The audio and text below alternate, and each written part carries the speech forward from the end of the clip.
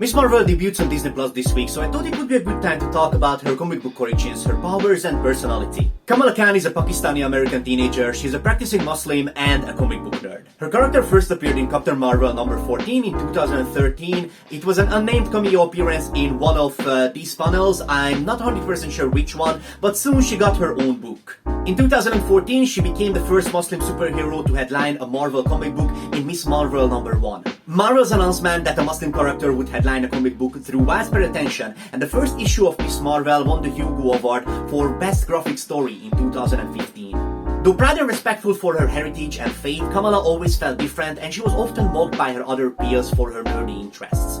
I know how that feels, but hey, nerds are cool now.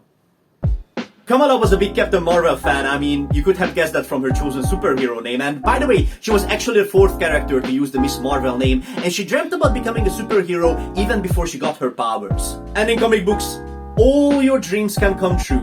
One night while walking home, Kamala walked into a strange green fog and she had a vision with Captain Marvel, Captain America and Iron Man. And for some reason, Iron Man was holding a sloth with wings, which is definitely the most awesome thing in this picture. In the vision, Kamala tells Captain Marvel that she wanna be like her. She wanna kick butt in giant wedge heels. I wonder what Jill Barra would say about that. And then she just becomes Miss Marvel. She wakes up with blonde hair and she rocks the classic look of the character. The one that you could have seen in the 90s X-Men cartoon. You know, the black swimsuit with the lighting, high heels, and a mask? Turns out later that the green fog was actually Terrigen mist, the things that Inhumans use to awaken their superpowers, and it also turns out that Kamala has the Inhuman gene, so lucky, I guess?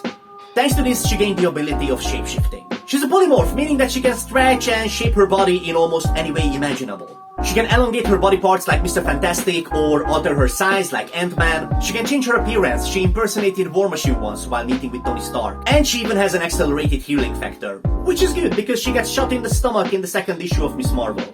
It's not easy to be an up-and-coming superhero. But don't worry, she gets better. Based on the trailers, I think it's fair to say that the origin and the nature of her powers are going to be different in the Disney Plus show. The core of the character, however, are not the powers, but her unique personality and background, which I believe will stay true to the source material. Kamala's main conflict is balancing her superhero aspirations with her parents' conservative religious expectations. It's a classic old world versus new world story, this time told from perspective of a superhero nerd. After gaining her powers, Kamala became a superhero because she wanted to, and not because of any type of guilt, obligation, vengeance, or necessity, as is often the case with other people who put on the cape. She's just into superhero stuff. And some of the funniest moments for me while reading Miss Marvel were seeing her first interactions with heroes she idolizes. Like the time she totally fangirled out while meeting Wolverine. I liked it because, I would have done the same.